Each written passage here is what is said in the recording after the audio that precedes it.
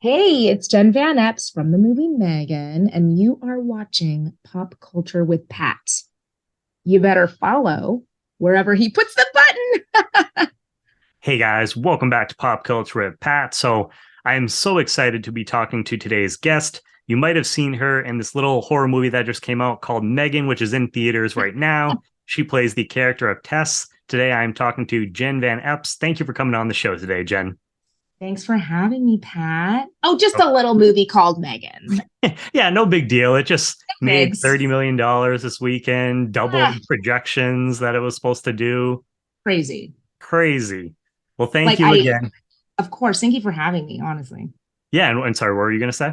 I was gonna say, I think it's become the juggernaut no one expected when we first filmed it. I think it was gonna be like, this will be a little fun Blumhouse thing and it'll have a limited release. And then all of a sudden 42 countries, and then all of a sudden it's a viral sensation, an iconic zeitgeist moment. It's like crazy beyond my I've been wildest dreams. I've been rooting for this movie because I've been ever since I remember seeing the first poster for it, which was like a year ago. It debuted at like CinemaCon, I want to say, and just seeing that first image, the poster of M3GAN, the doll, I was Yeah. just like something about that poster. I was just like, the doll looks so creepy. What is this movie? Yeah. And then now we're here. So to start things off, Jen, you play the character of Tess in the film.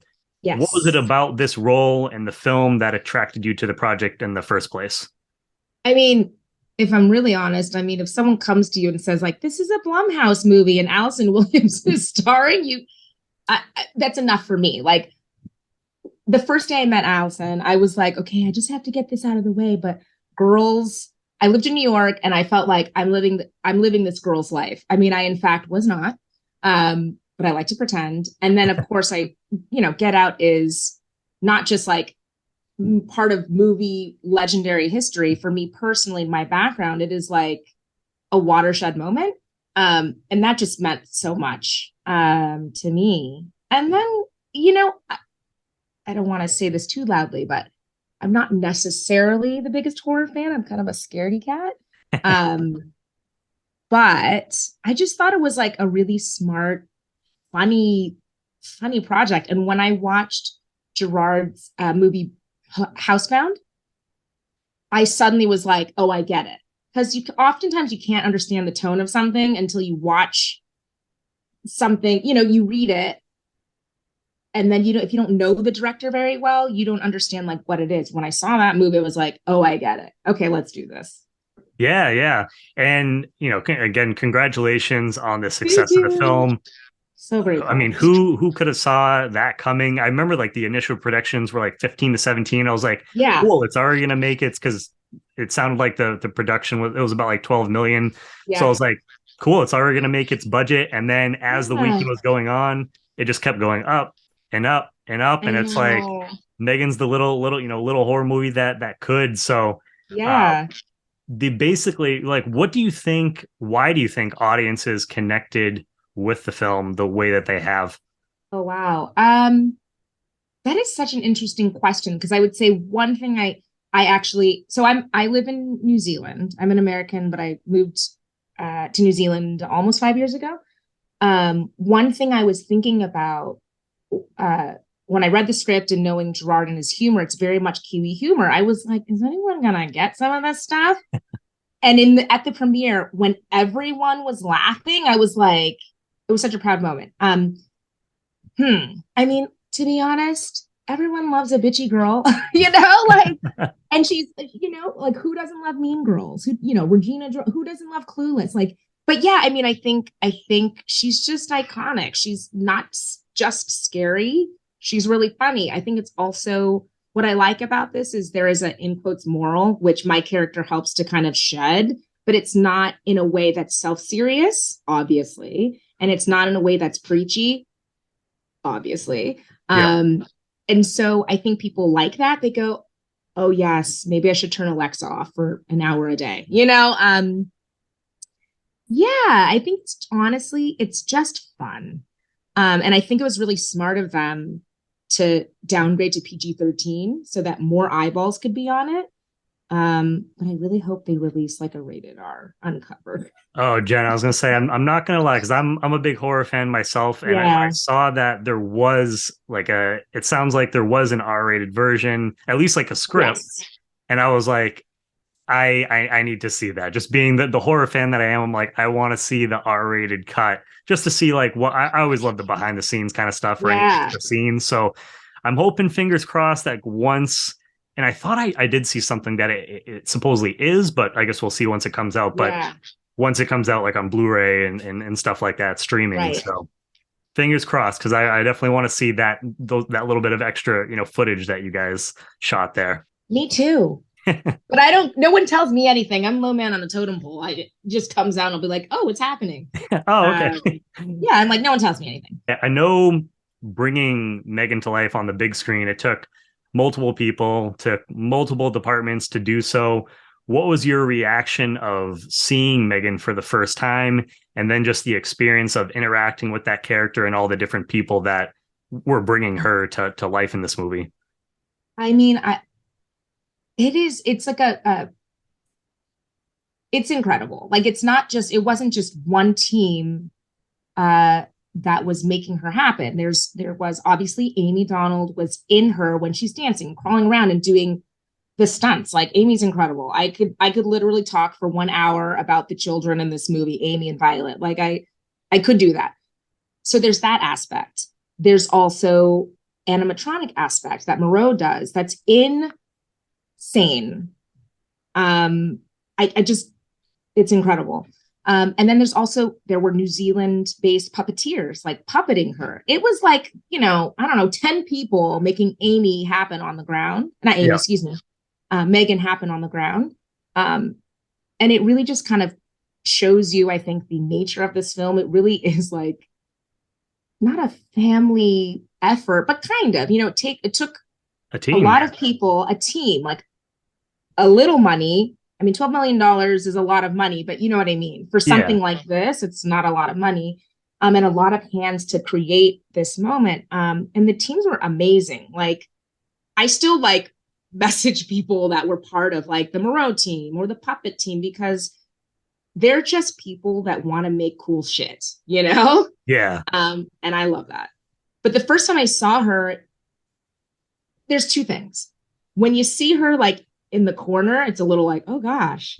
But when you see her up close, it's a little bit magical. She's just like someone had posted, on the Meet M3GAN Instagram, they referenced the American Girl doll. Yep. There is that like quality, like of you see her and like, wow, big blue eyes, like, half her face are eyeballs, like you are kind of memorized. And I felt like a little bit of a kid, like, oh wow, look at this doll. I want to play with her until she like starts cutting people, Yeah, I'll say. And then you realize that she's killing people, and you're like, oh, maybe, yeah, maybe not. But she's really like as pretty as she is on screen. Like when you see just the lifeless doll, she's beautiful. Like she's just very stunning and striking, which is weird because she's rubber, Yeah. like or silicone, whatever. No, yeah, I can't imagine actually getting to see M3GAN like in person. It must have been insane. And that's one of the things, especially I know there was, I think, some like CGI, but there was definitely a lot of practical effects. And when it comes to horror, for the most part, I always appreciate it when practical effects are used because a lot of times it just looks so much better. Like it's good if you like maybe blend in some CGI like here and there.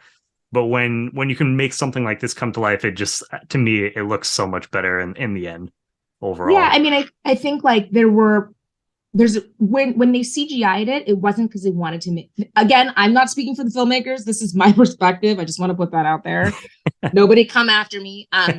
From my perspective, it's like, there's practical issues with that. Like when Amy's hanging from the ceiling, she has to have eyes cut out. You can't have like a mask on and like, that's just like a safety hazard. So of course there has to be post to fix that. Yeah. And to be honest, I think there's quite limited use. A lot of it really is like on the ground, hard sweat and tears that like people are doing. Does that make sense? Yeah, no, that makes complete sense. Now, for you, Jen, if you had a M3GAN doll, what, and let's say it wasn't going to go evil, like you knew it wasn't going to go Okay, evil, I was like, ooh. what would be the first, like, what would be the first thing that you would do with her, or like where you would take the doll, maybe? That wasn't even a question. So like I'm living mom life. I literally was like, she'd be cleaning my floors. That would be the first thing. That would be the first thing. There you go. I'm like practical in a lot of ways. I'm like, she'd be doing that. And then she'd be doing things like, actually, honestly, and this is terrible, kind of like what M3GAN does. Like, I'd kind of be like, can you help look up tap dancing and help my daughter with her tap dancing? Like, make her the best tap dancer ever. It Yeah. would really be in service of the child, which is the antithesis of what the moral of the story is. But this is if you said if she doesn't lose it, right? Yes, Okay. correct. Yeah. But now on the opposite, I guess, like on the opposite end of things of that, uh, has working on this film, has it caused you to look at dolls, and then has it caused you to look at technology a little bit different since working on this movie? I would say this, and actually, my friend, where I'm at her house now, we were talking about this. I think I'll say one thing and then I'll, I guess, answer it more directly.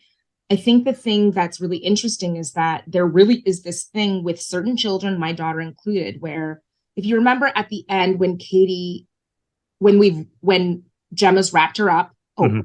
there's spoilers. Oh, nope, you're fine. Okay, when she gets wrapped up, before the big release, and you see Violet's character, Katie, looking like a junkie. Like it made her eyes look kind of like reddish and like she hasn't been sleeping. There is this quality for some kids, my daughter included. If she has too much screen time, she's like a junkie. Like she's just like, like the mood, the attitude, it's insane. So in general, we do kind of limit that stuff, but I would Yeah. say it just highlights that more. I think we do really need to consider our relationship to these things. I think I am not a Luddite. I do I'm on Instagram. I have my own addiction problems with like Instagram and stuff like that. But I do think like we're losing a little bit of, not a lot of bit of connection where it's like, Yeah. no one wants to talk on the phone. I'm like, I don't even know if some of my friends know what I sound like. Would they be able to pick my voice out in a crowd, Yeah, I just text them and that, or Facebook or Instagram, whatever, Exactly. Yeah, no, I totally get that. And that's one of the things that I really appreciated about this film. And I guess going into it, wasn't expecting it to necessarily have that kind of, that kind of commentary. And it's always Yeah. cool when you come away, from any kind of film, and it just really makes you think about things like in your personal life. And like you said earlier, it's not something that was so like heavy-handed, very preachy or Yeah. anything like that. I think it helped that the movie was very fun too, with the comedy and Yes. everything. So I think it was just kind of like that perfect blend where you can enjoy it, but at the same time, it does have this message about, when is too much, like, are we doing too much with technology? It can be great, but Yes. you don't want to go overboard, like, as well. I mean, I think that's with anything in life. I'm a person that's not necessarily like, I can't do anything, but everything in moderation is kind of my motto. I Yeah. mean, yeah, that's it. I mean, I think that's probably a general good rule of thumb. I mean, we can't undervalue and underestimate the importance and role that technology and AI and all this stuff has like benefited our lives. I mean, we've Yeah. lived maybe too long now, but I mean, the point is like it has increased the quality of life for a lot of people, but where's that fine balance? Exactly. Yeah. Yeah, no, I agree with you there. And one of the things that you kind of mentioned it too, that I really appreciated about your character, Tess, is that she's the one who really questions, should we be doing Yeah. this? When is too much? Yeah. And I guess we've been kind of talking about this, but what's a piece of technology that you've used that's made you kind of question, is this too much? Okay. I have the perfect example. So Facebook, I have I have a public Facebook. I shut up and I don't even know the Instagram. I mean, the password, I don't know, it's somewhere. But on my own personal Facebook in 2016, during the primaries, it was just so loud. The cacophony of craziness from people I agreed with, didn't agree with, in the middle. Like it was so much, I kind of like lost it and I deleted my whole friends list. I mean, I felt like I had a vice grip on my head. And the only thing I could think about was like jumping out of the window. Instead of like, someone said later, why didn't you just deactivate for a little bit? I'm like, I don't know. I just felt like it was, I have this, I guess, addiction problem to scrolling. I find it really interesting. Instagram as well. I have a problem with that. Instagram is really hard. And that's why I'm not on TikTok, because I feel like I'm just going to be like all day scrolling, you know? Yep. No, it's very, very easy to do that stuff. But hey, I mean, I don't blame you. Sometimes, you do just, I do it myself. Sometimes you do just have to take a break, step away, just kind of like rest yourself, reload and everything and come back to it. Because it can be a lot, especially with, different things like going on in the world. So sometimes you just have to live in the moment and like disconnect from that. And it's interesting because my husband's the complete opposite. Like he's not a complete Luddite. He has a phone. He just put email on the phone. And he has no social media presence. So for him, and I think that's the biggest thing, it's like he has to say to me, and it's kind of shameful, like, can we not have the phone at the table? Like, that's horrible. And truthfully, I think there was the big aha moment when my daughter, now the other day, she said something about my phone. And that actually struck a chord. I'm like, oh, she's noticing that I'm doing this. And that's problematic. And that's where, like, I think the friction happens. Like if it's cutting into your interpersonal relationships, then that means it's too much. Too much. Yeah, exactly. Yeah. And so one of the scenes that I really wanted to ask you about, Jen, is the big showdown between you, Cole and M3GAN. Yeah. So can you just talk a little bit about, break down what went into filming that? And then I kind of have a little bit of a follow-up, like once you answer that part. Like it's interesting because it was, I would say, I feel like there was different iterations of how this all went down. And it was supposed to be a lot more. The fight sequence was supposed to be in the original script. There was a lot more happening. Yeah. And then, as we know, production budgets, we did it towards the end, like stuff has to get chopped. We don't have time. And also, like, dealing with the technology of M3GAN, it does take a lot of time. Anyway, so originally I was going to do a little more ass kicking. I was like, wait a minute, I don't get to like do more ass kicking. It was pretty, I felt good. I mean, it was pretty straightforward. I do wish I got to like beat her up a little more. Yeah. Before she like took us down. But yeah, I mean, I think it was really straightforward. It actually felt really emotional because like watching someone that you really, really enjoy. Like I love Brian. Like I call him Uncle Brian because like he's like become part of our family. I love Brian so much. But like watching someone that you really love and enjoy, like being strung up and hanging, is really actually like you don't even have to do any work. Yeah. Like even as the character, it's already like shocking. And I want to give like a big credit to the production team, including Allison, Judson, and Adam. Like because of my own, like I'm half African American, half Chinese, they were really sweet to say like, is this gonna bother you? Like it could have some reminiscence of like lynching. It was really sweet for them I was like, I'm okay. Yeah, I'm fine. But thank you so much for actually asking the question. And that speaks to like the incredible production team. They were so supportive and just wonderful, like the whole time. But anyway, like I do wish I'm like back to the yuckity yucks. I do wish I really wanted to like beat her ass a little more, and I didn't get to. So if there is a M3GAN 2, whatever that means, I don't even know. Oh, I have a question for you. Yeah. Can I ask you a question? Oh yeah, of course. Shoot. Okay. If there was a M3GAN 2, how would she come back? Well, so I kind of had a couple theories. So at the end, obviously, we see the Elsie. Elsie, yeah. Yeah. We see Elsie. So we saw during the movie that M3GAN kind of she can connect to all the different technology, like in the house and stuff like that. So I was thinking she must have transferred her, her technology, her CPU or whatever, to the Elsie doll. So I Right. was like, okay, so like her intelligence or whatever is in there somehow, and Yeah. bring her back. But during the movie, at one point, we also saw God, and I'm skipping on his name, but Kurt. Kurt, yes, I saw Yes. him. You saw him taking all the notes and stuff like Yes. that. Propriety. Yes, exactly. But obviously, he ends up getting killed. But I'm I'm assuming that someone gets a hold of that, and they're like, oh, like we figured out how to make M3GAN not be a killer Yeah, anymore. not be Megan. And then they go into production and release some new, make a new prototype or make new Yeah. dolls. Yeah. So Yeah. I Yeah. think there's a couple different ways that you could probably go with it as far as, and I'm sure there's probably even other ones that I didn't think of, but that was kind Like of my thought. I was giving your moment to pitch to Blumhouse and to Akela Cooper. Hey, if you guys want to bring me on for M3GAN too, I would absolutely love that. I had a follow-up question for you. Yeah.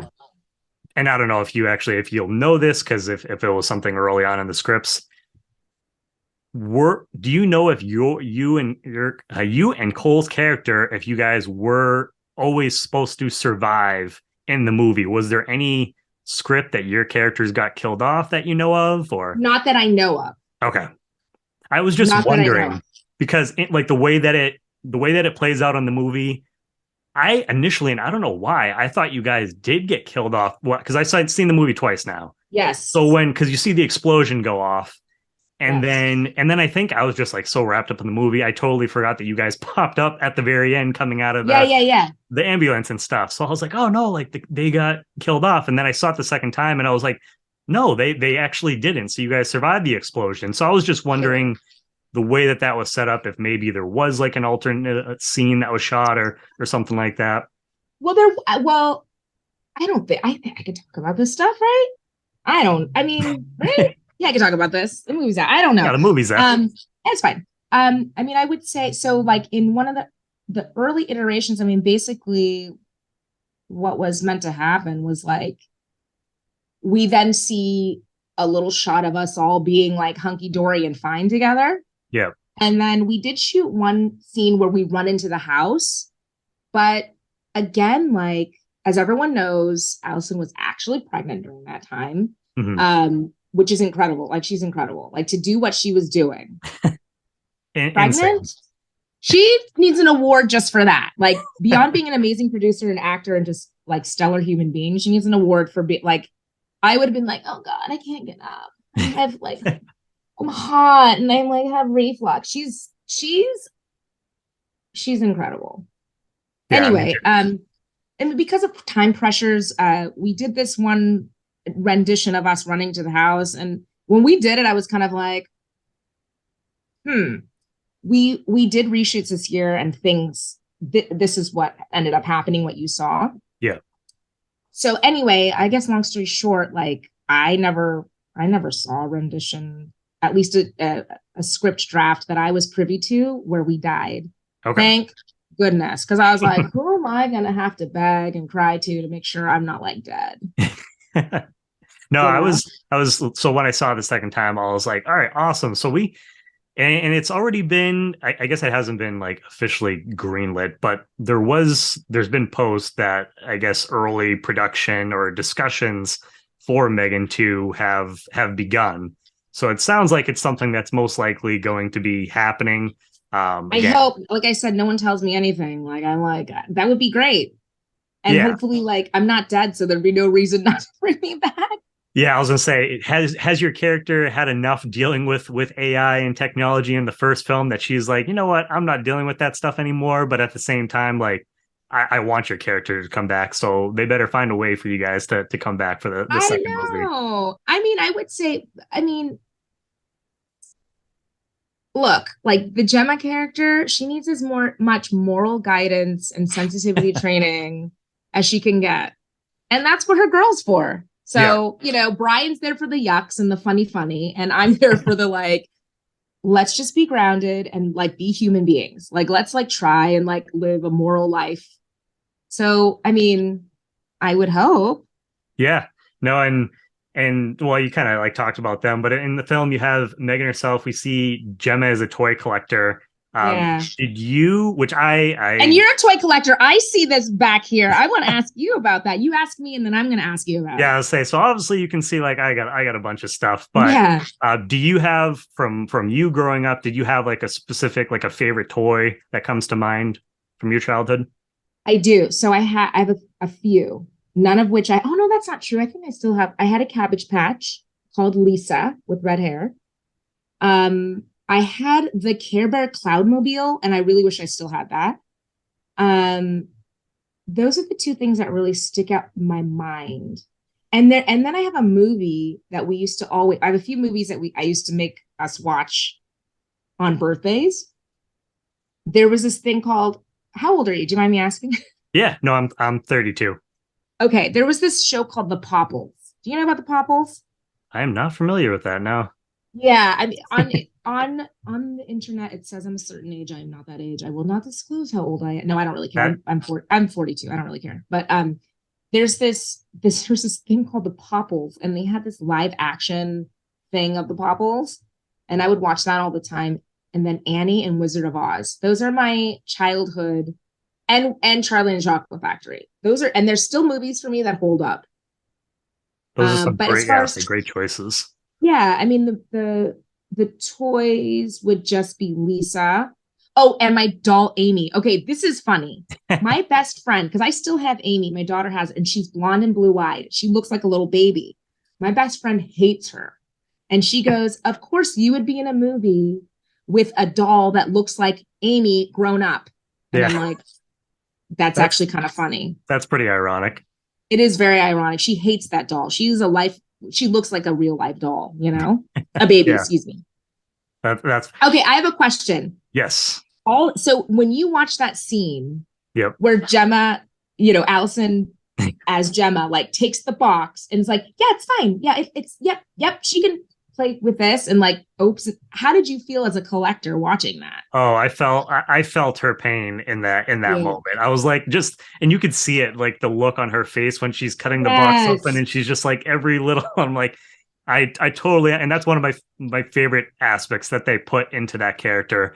Yes. I know some people, I've seen some people that they're like, oh, they didn't necessarily agree with all the decisions that Gemma had, but I like the aspect that she was a collector, but also she was a woman that I like that she was kind of thrown into this. Yeah. She wasn't expecting, to be a mom. I don't know if the character, it doesn't sound like she was planning on being a mom necessarily. Right. So to be thrown into this situation, some of those reactions and stuff would probably like be pretty realistic. So I really liked what they did with her character.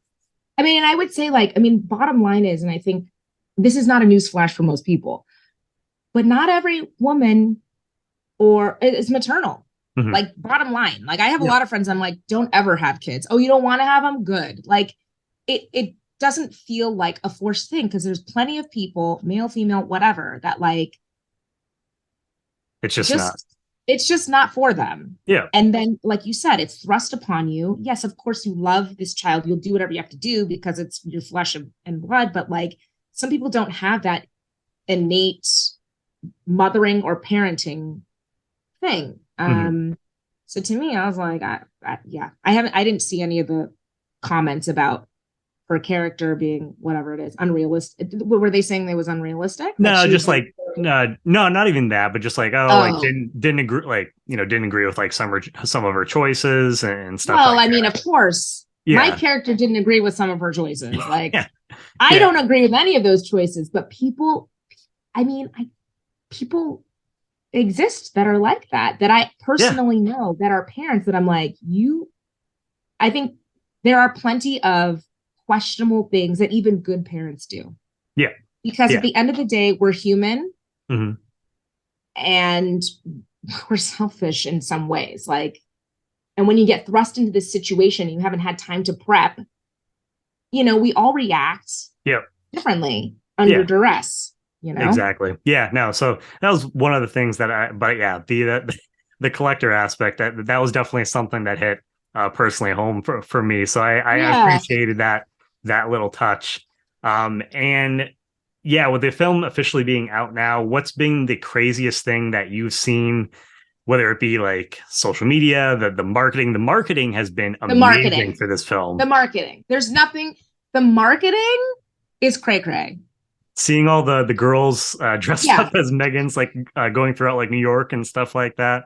It's amazing. Like it's so how fun, you know, like what a crazy, it's like it's literally the little movie that could. Like it was, I just remember originally I was like, oh, we'll just probably have a screening. And then all of a sudden it's like, we're having a premiere. And now we've got like M3GAN dolls everywhere. Like it's insane. The explosion, I can't, you know, and I'm like I said, I'm 42 and I've been working and not working at varying degrees for a very long time. Like, you know, it means a lot to me. Like I'm an old ass lady, kind of. Not really. I say that. I'm not. I like to say that because it's funny, but like it's incredible. Like I'm so grateful. Like all I can say, and that sounds corny, maybe, I don't know, but like I'm truly grateful. Like all I wanted to do in my career was work. But then to be able to become be a part of a movie that's now going to be part of the like horror lexicon, it's crazy. It's like I just got chills saying that. Like it's what an honor and what a twist. And it took me moving to New Zealand to start having momentum in my career.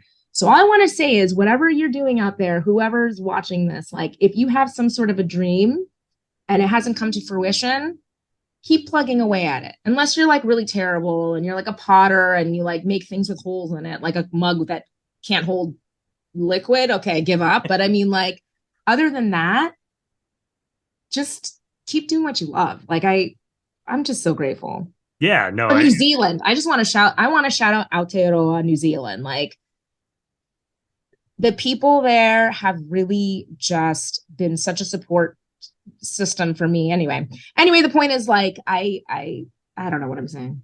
No, I'm Disney drunk, as I told you. I went to Disneyland yesterday. I'm a little like I had too many churros and corn dogs. No, you like I said, you got definitely take it in. I mean, to have the movie blow up like this and just to have all the different crazy things with the marketing. I really hope, as you can see with the stuff that I got here, I really, really hope that they do end up making some like M3GAN dolls for Halloween or for later on this year. They definitely need to make those because I will be adding one of those to the collection for sure. I hope they do, and I hope they send me one. and I'm sure some people are probably like, you want a M3GAN doll after watching a movie where this doll came to life? And it's like, yep, I totally do. So wait, hold on. What's your favorite horror movie? Oh man. Top 3. Does that help? I would say one of them for sure that definitely comes to my mind is going to be Scream. The original. Yeah. The original Scream. Yep. That's Neve just Campbell. I've lost count how many times I've seen that film. Yeah. And it's similar. It kind of has that similar feel to M3GAN, where it has its scary moments, but it also is just like a really fun film as well. And it's self-aware. So there's like some similarities between the two films.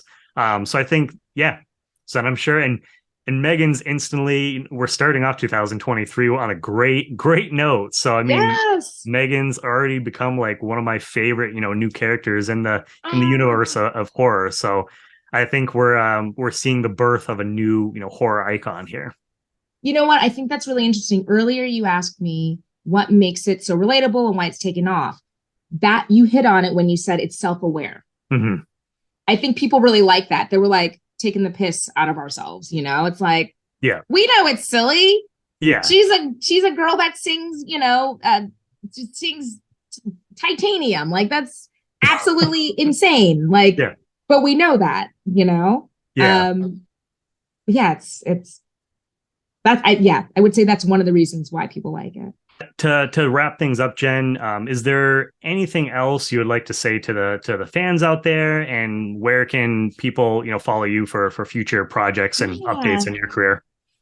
I mean, all I can say is like, thank you so much. Thank you so much. Like the popularity of this movie is mind blowing, and it's obviously because of the fans. Like there's no ifs, ands, or buts. Like we are only a piece of the puzzle, but if you guys didn't come out in droves to like support us, we would just be some little movie that gets shoved on a shelf and no one talks about in a year, you know? So thank you. And then you can follow me on Instagram at Jen Van Epps. And that's it. Like I honestly don't do TikTok. I don't do much. Hey, Because I'm already like have addiction problems with Instagram. So I can't add like more. Snapchat or whatever all the kids are doing. I can't add any of that stuff. It's like Hey, already. that is completely fine. And again, Yeah. Jen, thank you so much for taking time, out of your schedule and coming on here to talk about the movie, just talk about everything, technology, nerding out on, collectibles and stuff like that. Oh my So God. Thank you for even wanting to talk to me. Like like I said, it's a year ago, I would have been like, no one wants to interview me for anything. And then to be a part of something that I personally enjoy, like I personally enjoy M3GAN, like as a film.